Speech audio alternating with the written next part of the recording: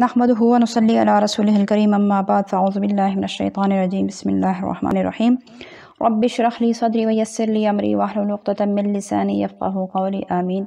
अल्लाहुम्मा सल्लि अला सय्यिदिना व मौलाना मुहम्मद व अला आलि सय्यिदिना व मौलाना मुहम्मद व बारिक वसल्लम। ये यूट्यूब चैनल बज़्म फ़ातिमा और माल क़ुरआन है। इसमें हम कुरान मजीद का लफ्ज़ी तर्जुमा और मुख्तसर तफ़सीर पढ़ रहे हैं। इसके अलावा आपके पूछे गए फ़िक़ही सवालात के जवाबात और मुजर्रब वज़ाइफ़ भी बताए जाते हैं। और हमारे पास ख़वातीन और बच्चे ऑनलाइन कुरान मजीद नाज़रा तजवीद के साथ और तर्जुमा तफ़सीर के साथ भी पढ़ रहे हैं। आप या आपके बच्चे पढ़ना चाहें तो आप भी कमेंट में लिखिए, हम आपको अपना व्हाट्सएप नंबर देंगे या फिर आप स्काइप, जूम और मैसेंजर वगैरह पर भी पढ़ सकते हैं। तो हम अपना आज का सबक शुरू कर रहे हैं सूरह बकरा की आयत नंबर 238 से। औज़ु बिल्लाहि मिनश शैतानिर रजीम, पनाह मांगती हूँ अल्लाह के साथ शैतान मरदूद से। बिस्मिल्लाहिर रहमानिर रहीम, अल्लाह के नाम के साथ शुरू जो बड़ा ही मेहरबान हमेशा ही रहम फरमाने वाला है। हाफिज़ू, पाबंदी करो, अलस्सलावाति, तमाम नमाज़ों की, वस्सलाते, और नमाज वुस्ता, दरमियानी, ख़ास तौर पर दरमियानी नमाज की, वक़ूमू, और खड़े रहा करो, लिल्लाही, अल्लाह के लिए, क़ानितीना, आजिज़ी करते हुए।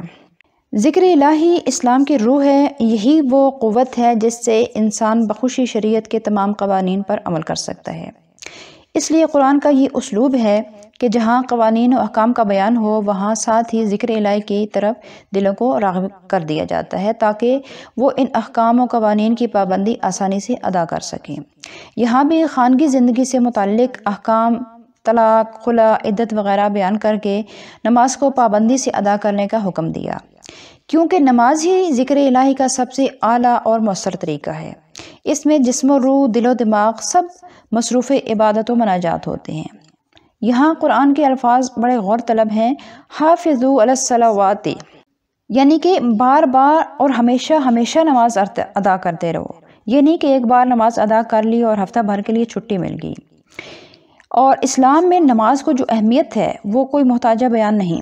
कुरान करीम में इसका हुक्म तकरीबन 100 दफ़ा के करीब है और हुज़ूर अलैहिस्सलातु वस्सलाम ने इसे दीन का सुतून फरमाया है। और हम मुसलमान होकर इसके मामले में जितनी सुस्ती करते हैं उसकी कोई हद नहीं। एक हदीस पाक का मफ़हूम है, हुज़ूर अलैहिस्सलातु वस्सलाम ने फरमाया कि जो नमाज पाबंदी से अदा करेगा क़यामत के दिन ये उसके लिए नूर होगी, उसके ईमान की वाज़ेह दलील होगी और उसकी निजात का बायस होगी। और जिसने नमाज की पाबंदी नहीं की तो उसके पास ना नूर होगा, ना ईमान की कोई दलील होगी और ना ही बख्शिश का कोई वसीला होगा। और उसका हशर क़ारून, फ़िरऔन और हामान और उबई इब्न खल्फ़ के साथ होगा। फिर यहाँ फरमाया वस्सलातिल वुस्ता, कि दरमियानी नमाज की ख़ास तौर पर हिफाजत करो। अब यहाँ ये सवाल पैदा होता है कि ये दरमियानी नमाज से मुराद कौन सी नमाज है। इसमें उलमा के मुख्तलिफ अक़वाल हैं, लेकिन राजिह कौल ये है कि ये नमाज असर है।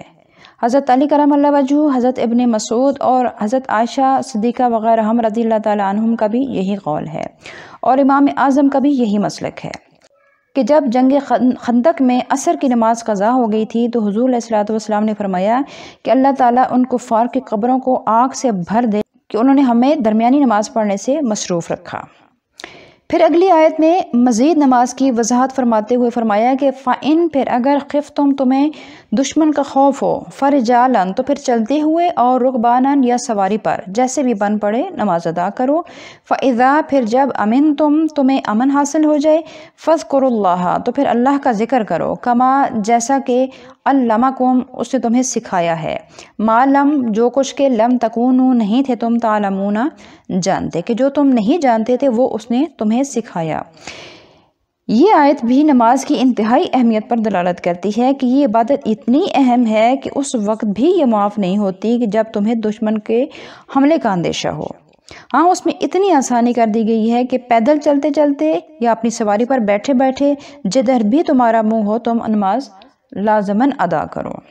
वल्लज़ीना, और वो लोग युतवफ़्फ़ौना, जो वफ़ात पा जाएं, मिनकुम, तुम में से, व यज़रूना, और वो छोड़ जाएं, अज़वाजन, बीवियाँ, वसीयतन, तो उन्हें चाहिए कि वो वसीयत कर जाएं, ले अज़वाजिहिम, अपनी बीवियों के लिए, मतान, उनके खर्चे के लिए, इलल हौल, 1 साल तक, गैरा, और ना ही इखराजन, उन्हें घर से निकाला जाए।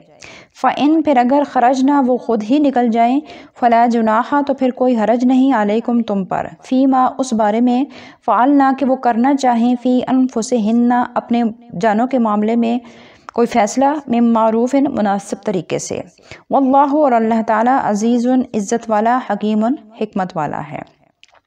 یعنی ابتدائی اسلام میں بیوہ کی عدت جو تھی وہ 1 سال تھی، اور 1 سال کامل وہ شوہر کے ہاں رہ کر نان نفقہ پانے کی بھی مستحق تھی۔ پھر 1 سال کی عدت تو یہ ابھی پیچھے ایک آیت گزری ہے کہ تربصن بانفسہن 4 اشہر و10، اس آیت سے وہ 1 سال والی عدت منسوخ ہو گئی، جس میں بیوہ کی عدت 4 ماہ اور 10 دن مقرر فرما دی گئی، اور سال بھر کا جو نان نفقہ ہے وہ میراث والی آیت سے منسوخ کر دیا گیا۔ اور جو فرمایا کہ فَإِنْ خَرَجْنَا فَلَا جُنَاحَ عَلَيْكُمْ، کہ یعنی عدت گزرنے کی مدت ختم ہونے کے بعد اگر وہ اپنے سابقہ خاوند کے گھر میں نہ رہنا چاہیں، فَإِنْ خَرَجْنَا، اگر وہ نکل جائیں تو پھر انہیں مجبور نہ کیا جائے، اور اگر وہ کسی اور سے نکاح کرنا چاہیں تو انہیں اس سے بھی نہ روکا جائے، بشرطے کہ وہ کوئی ایسا اقدام نہ اٹھائیں کہ جو شریعت کے کسی قانون کے خلاف ہو یا اخلاق سے گرا ہوا ہو۔ اور من معروف کی قید بڑھا کر انہی دونوں باتوں کی طرف اشارہ کیا گیا ہے کہ وہ اپنے بارے میں کوئی مناسب طریقے سے کوئی بہتر اقدام کرنا چاہیں تو انہیں روکا نہ جائے۔ وَلِلْمُطَلَّقَاتِ، اور اسی طرح جن کو طلاق دے دی گئی، متاع، ان کو خرچہ دینا ہے بالمعروف مناسب طریقے سے، حقاً یہ واجب ہے علی المتقین پرہیزگاروں کے اوپر۔ یعنی کہ شریعت مطہرہ نے متعلقہ عورت کے لیے جو عدت مقرر کی ہے اس کی ایک حکمت یہ بھی ہے کہ معلوم ہو جائے کہ یہ حاملہ تو نہیں ہے، اور اس میں سراسر خاوند کے نسب کی حفاظت ملحوظ ہے، گویا عورت ابھی اسی کے حقوق کی نگہداشت کے لیے محبوس ہے، اس لیے اس کے اخراجات کی ذمہ داری خاوند کو سونپی گئی ہے، اور یہی عین انصاف ہے۔ کذالک، اسی طرح یبین اللہ، بیان فرماتا ہے اللہ تعالیٰ، لکم، تمہارے لیے، آیات ہی، اپنے احکام، لعلکم، تاکہ تم تعقلون، کچھ سمجھ جاؤ۔ آج کے لیے اتنا ہی۔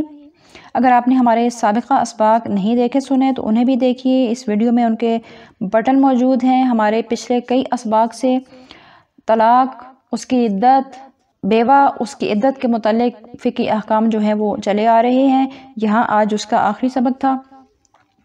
تو آپ ہمارے سابقہ اسباق دیکھیے، سنیے، اس میں اگر آپ کے ذہن میں کوئی سوال ابھرتا ہے تو کمنٹ میں سوال لکھیے، انشاءاللہ تعالی ہم آپ کو قرآن و سنت کی روشنی میں اس کا جواب دیں گے۔